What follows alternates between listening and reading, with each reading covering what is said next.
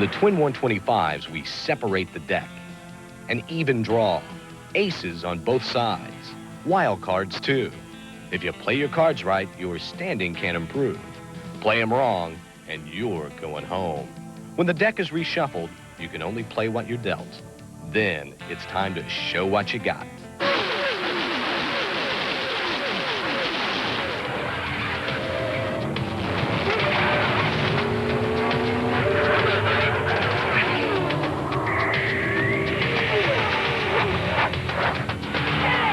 You'll be going green next time. Green next time. 42 drivers who've made the lineup for Sunday's Daytona 500, while 9 drivers are headed home. We welcome you live to the Daytona International Speedway. Hello, everyone. I'm John Kernan. Coming up on RPM tonight, dreams are made and dreams are shattered, all in the matter of just 250 miles. They say they're two of the most exciting races during all the speed weeks, the Gatorade Twin 125-mile qualifying races to determine the 3rd through 30th starting spots in the Daytona 500. Mike Skinner's team had to replace the engine Thursday morning on the pole-winning car. They had a little bit of a problem with a rocker arm. It was a quiet moment for Dale Jarrett and his family just before the start of the race, and DJ would take off to the lead from his front row starting spot. Delma Coward got into Jeff Bodine. Delma was out. Jeff finished 13th. Back out on the racetrack, 4 laps to go. Jarrett gets back around his teammate Ernie Irvin and goes on to the victory. DJ heads into victory lane just moments later to start the celebration. Skinner would get around Ernie to take second place, while Jimmy Spencer and Sterling Marlin rounded out the top 5. The win made DJ 1 for 2 in the big events so far this speed weeks. We didn't win the Busch Clash on Sunday, but we knew we had this race car, and it was a good car. Made a lot of changes this morning, back to kind of what we raced last year, and so that excites me that we know what we've got, and we look forward to Sunday. The race Sunday is a long one, but it's still important to get the up-front status that you have, right? Well, it is. You know, you want to stay up there and be up there if you can. Run the race that you want to run instead of being dictated by somebody else. And, yeah, we like starting up there. It's great for our sponsors, a good win for us, kind of get us pumped up for the weekend. Dale Jarrett's won the Daytona 500 twice. He's got experience beating the best guy. I mean, we all know who that guy is. The guy that finished second to him is, you know, the winningest driver here in Daytona. So Dale's got a lot of confidence. He's going to have a lot of confidence now knowing that he's got a race car that can run up front and has got a shot at winning the race after what we did today.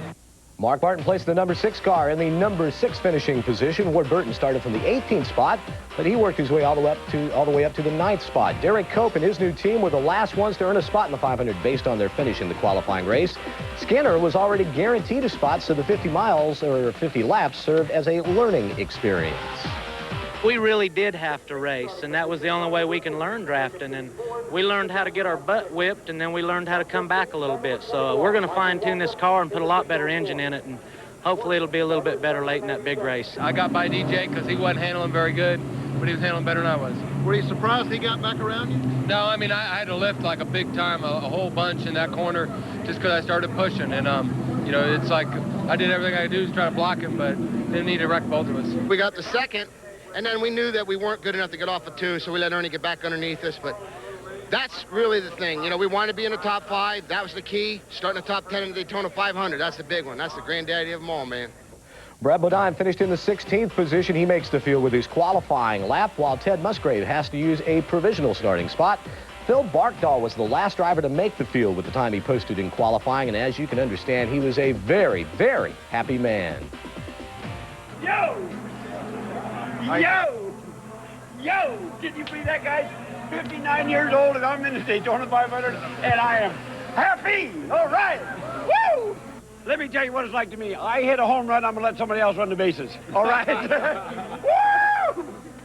So this is like almost winning the damn thing. It is for us. Just stop and think about it. I'm 59 years old. I had cancer 3 years ago. I'm clean of cancer. I come down here, and you know there's teams down here that got just... We only had a set of used tires for our backup in case we had a problem today. Everybody else had sets of big ones, new ones. We made the Daytona 500, so we hit the home run. I don't care if somebody else won the bases now. I don't care. We got a bricklayer, we got a carpenter, we got a fireman, we got all this team here that I have. It's just guys that we invited in. I'm only paying 3 of them. And yeah, we beat all them other teams. We beat all them other teams that were ahead of them. All that money. Well, I don't care about that money. We beat them fair and square. fair and square.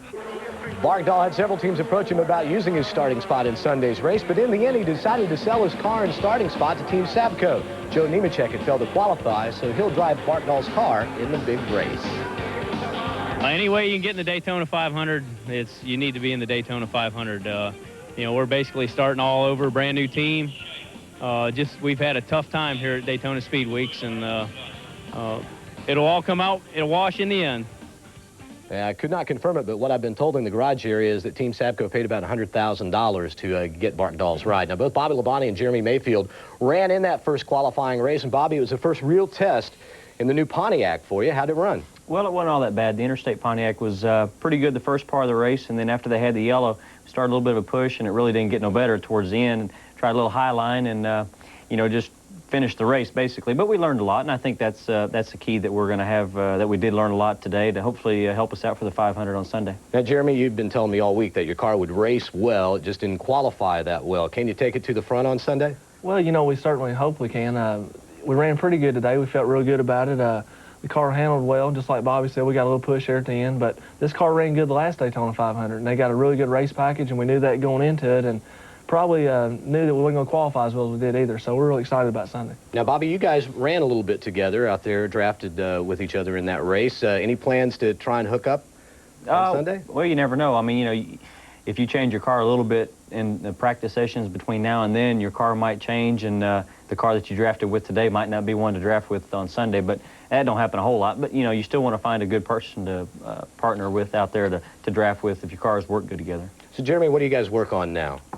Well, you kind of use, like today was a test session. You know, we've had Sunday in the Busch Clash come back here today and ran, and really now we think we know what we need to do to fix the car and make it better. And like Bobby said, everybody's going to change their stuff now, so I'm sure in the morning's practice and Saturday afternoon's practice will be the tell of it all, and we'll know more about what we've got and what everybody else has got come Saturday afternoon. Now, Bobby, were you impressed with any one car in particular out there, or do you see everybody who's pretty much equal? Well, you know, the 88 and the 28, they were leading the race, and I think I was fourth in line after Jeff and Delma got into it, and Mark was behind me, and we had to let off at the end of the straightaway, keep from hitting the 88 car, but just because the cars go faster to a certain point, then they kind of slow down. And here come the 4 and the 31, and they were really fast. So those two probably impressed me a little bit, you know, because they were able to come from the back to the front. And unfortunately, well, the 88 and the 28 didn't have to do that, so you didn't really know if they could do that or not. But, you know, thought we were in good shape, but we just didn't turn out to be. Now, Jeremy, it looked kind of tense out there at times. The one incident that happened that took Jeff Bodine, or not out of the race, he came back and finished, but Delma got into him. How close were you to that? Did you see it happen in front of you? It was a little bit. I seen more smoke than did anything, but I seen Delma go flying through the infield, you know, and I didn't know if that was Jeff or Delma. I just seen a black car sliding around there, so I'm just fortunate enough that we weren't in it or anybody else was involved in that deal. Now, Bobby, Sunday, big race. What's your outlook? What do you hope to do? Well, we saw in the highlights I turned over last year in the 125, so we haven't done that yet. So I'm really looking for good things, I believe, because we haven't got to that point. But, you know, I think the Interstate Pontiac's going to be good. We just had to work on the push like we had today, and I'm sure a lot of people had the same problem. They'll work on it, too. So hopefully starting 15th will be good for us, so we can run all day and finish the 500 on the lead lap. I think that'd be great. All right. Now, I should say there are no jackets allowed on this show. I forgot to tell you this time. But, guys, thanks a lot for stopping by, and we'll be talking to you again soon. Next on RPM tonight, some on-track scuffles put some big names at the back of the pack. Qualifying race number 2 when we return.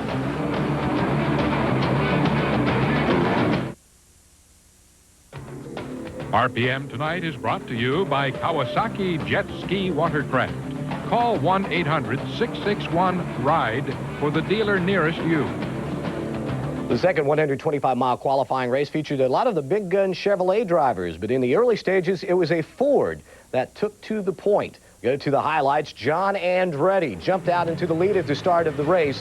One major mishap, taking out 3 cars, including Ricky Craven. A lot of front-end damage on that car. Lake speed also involved. He was fast enough, though, to make the 500 field. And Loy Allen's car also caught up in the mess. More on that in a minute. Andretti led the first 19 laps, but then Dale Earnhardt dove to the inside in turn number 3, and he took the train with him. Earnhardt wins his 8th straight qualifying race. Bill Elliott came from several positions back in the final moments to claim the 3rd finishing spot. Earnhardt says the win could be a good omen as far as winning on Sunday to bag his first career Daytona 500.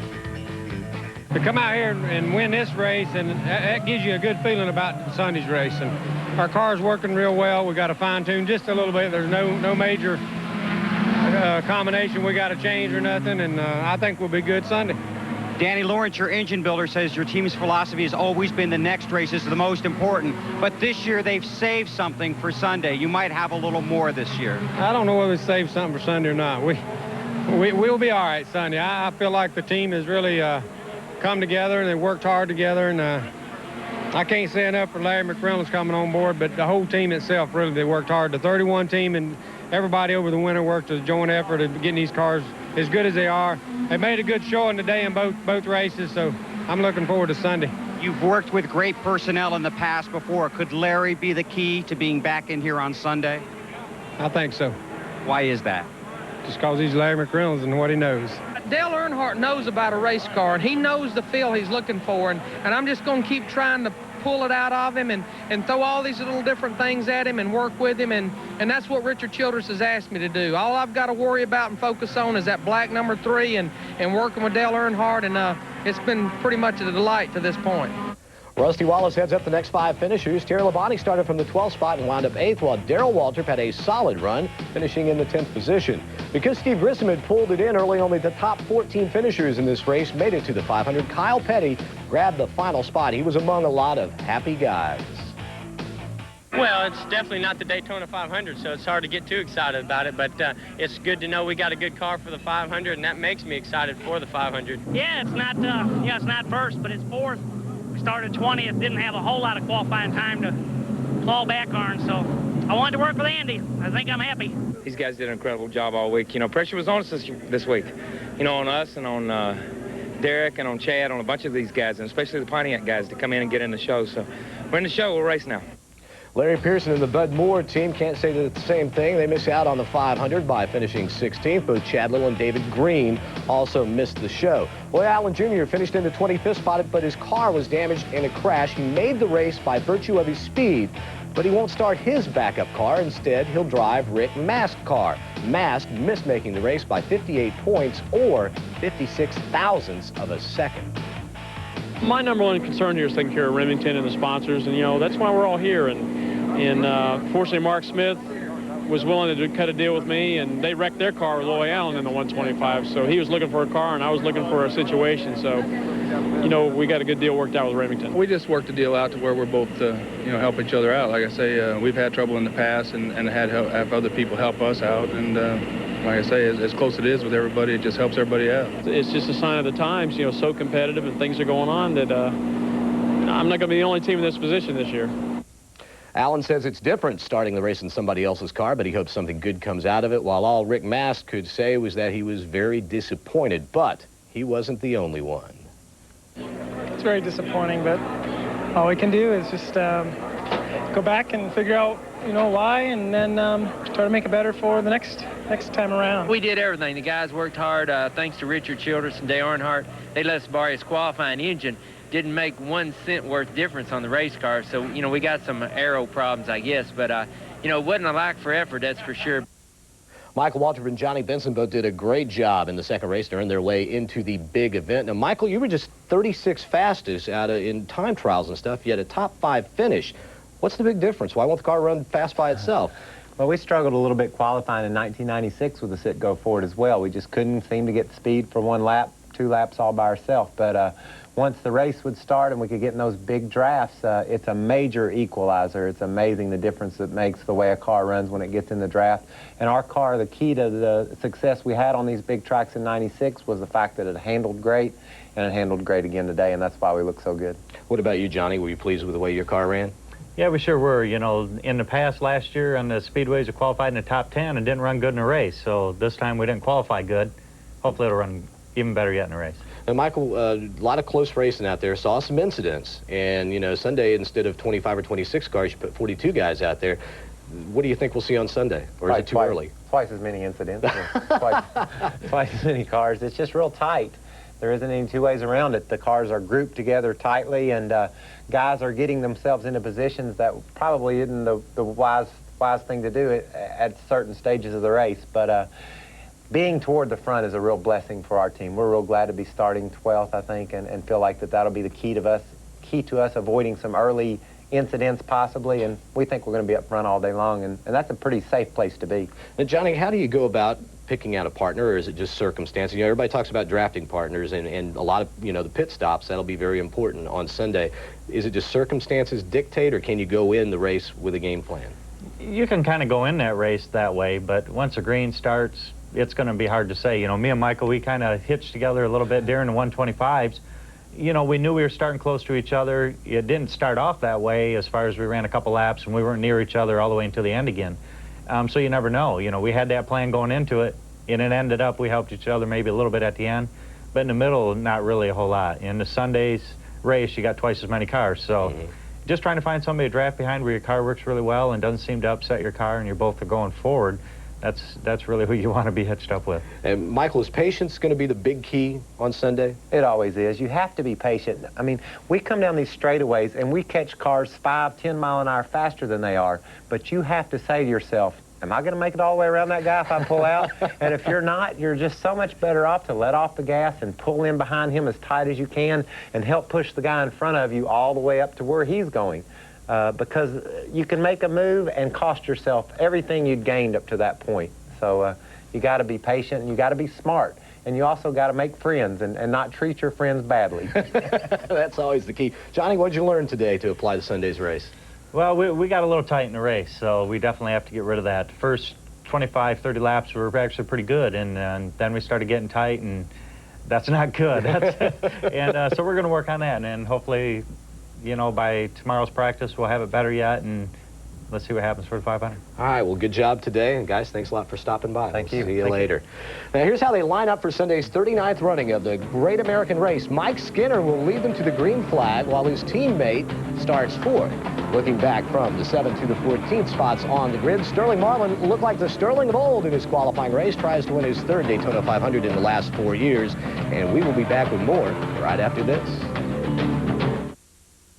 Members of the NASCAR community launched a program Thursday to help recruit bone marrow donors in support of team owner Rick Hendrick, who was recently diagnosed with leukemia. It takes a guy like Rick Hendrick, who we all love. He's helped everybody on this stage. He's helped all you guys. That doesn't mean we owe him anything. It just means that it's close to home, and this is something we can get our arms around, and this is something we can do something about. One of the things that NASCAR brings with it is the attention, the media. Everybody was here today. And so we can take something that's what Rick wanted to do, something that's very negative in his life, turn it into a positive by having the power and the attention that NASCAR has with the media to try and get the word out. The decals you just saw were distributed to several teams. It's a phone number that you can call. They hope to raise awareness and also increase the number of bone marrow donors. Let's check out the rest of the Daytona 500 starting lineup. Ward Burton and Terry Labonte make up the 9th row. Then it's Robert Presley and rookie contender Robbie Gordon. Darrell Waltrip starts in the 22nd spot. Dick Trickle grabs the 27th spot, while Hut Strickland starts 28th. Derek Cope and Kyle Petty were the last guys to earn transfer spots from the qualifying races, while Bobby Hillen and John Andretti had to fall back on their qualifying speeds. Hamilton, Craven, Musgrave, and Shepard had to use provisional starting spots to make the field. And when we come back, the Professor, Benny Parsons, will be here. Benny Parsons is here in BP. What'd you learn from watching those qualifying races? Well, the cars are awfully close, John, awfully close. And Bill Elliott, folks, yes, Bill Elliott has a very, very good race car. A very strong motor. In fact, Ron Vaccaro drove from Dawsonville, Wednesday night or Tuesday night to bring that thing here, got 2 hours of sleep. They put it in the car, tried it out, and said, man, this thing is flying. It really is flying. And Bill Elliott found a groove that no one else was running up high on the racetrack. It looked like Daytonaville with Elliott up on the high side. Yeah, maybe it'll be back 1985 when he won his first one, 1987 the second. Now, the guys up front that we saw during the races, they tried to form a line and then get away. They didn't do much. They didn't try much until late stages. Why in such a short race do you do that? Is it just to make sure you get in the field? Well, make sure you get in the field, and you know, you'd want to race with all the cars there. There's 26 cars in the race. You only want to race with 4 or 5 of them. Why race the whole field if you can only race with a few? And that's exactly what they're trying to do. If 3 cars can make a breakaway, they'll get those 3, they'll drive away, and only race on that last lap. Why race with the entire field when 2 or 3 will do it? So how much can you really learn at 125 miles? You don't make a pit stop, so you don't make adjustments. A lot. You can learn a lot because this is the first time they really and truly have had a full-blown practice session. They practiced 15, 20 laps, but the racetrack has not been in this condition, and if the car wasn't right, they stopped, made some changes, and then went back on the racetrack. They had to run 50 laps nonstop today, and they learned a great deal. Rusty Walsh's car, right near the end, it was perfect at the beginning, right near the end started to push. So Rusty knows he's got to do some work. He didn't know that until today. Now, some of the guys, I understand, kind of softened the car up. They went out, and is that softening the rear springs? Is that what they're talking about, do you think? I would guess so. They're trying to get that rear spoiler down out of the air and make the car run faster down the straightaway. But again, that's going to make the car push up off the corners, and I think generally that's the trouble that most teams had today. When they come off the corner, they turn the steering wheel, and the car wants to go towards the retaining wall. Some cars, when you jerk it away from the retaining wall, then you spin out or go up and slap the wall. Some deal making, not a lot, but a lot of things going on in the garage area. Guys trying to get in Nemechek, getting in Barkdahl's car. Loy Allen's over in Rick Mast's car. I can't remember the last time something like that to that extent went on here. Can you? Well, not to that extent. I mean, Felix had to go buy the car from Barkdahl, and you know that was not cheap. He had to go and spend some money. But as I understand it, Bell South, the sponsor on that car, has a huge hospitality area here. They're bringing in a lot of people, and they needed a car in the race with Joe Nemechek behind the wheel. And with all the teams in the sport this year, we're liable to see a lot of that throughout the whole season. It probably won't just happen here at Daytona. Benny, thanks a lot. Enjoy the racing this weekend. Have fun tomorrow with that dash race over on ESPN. We will. All right, we will be back to wrap everything up when we come back.